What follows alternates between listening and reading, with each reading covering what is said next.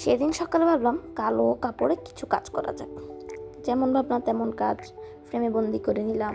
তারপর যে যে সুতো লাগতে পারে সেসব সুতো নিয়ে এবং প্রধান উপকরণ সুই নিয়ে বসে পড়লাম। তারপরে প্রথমেই একটি গোলাপ দিয়ে শুরু করা ইচ্ছিল। এই যে একটি গোলাপ শেষ, তারপর আরও একটি ফুল হয়ে গেল। এই ফুলটির পরে আমরা আরও একটি গোলাপ করে নিলাম। একটি আর ভালো লাগছে না, চলো একসাথে তিনটি দেখি। আরও তিনটি এক্সট্রা ফুল নিয়ে এই দেখো আমার কাজ। চলো এখন সবচেয়ে বড় ফুলটা করে নিই। এই যে আমার সাতটা ফুল শেষ।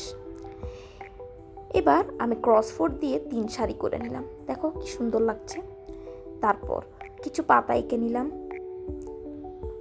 তারপর আরও কিছু পাতা এঁকে নিয়ে আমি আমার কাজটি শেষ করলাম। দেখো কি চমৎকার হয়েছে কাজটি। তোমাদের কেমন লেগেছে জানাতে ভুলবে না। আজকের জন্য বিদায়, আল্লাহ হাফেজ।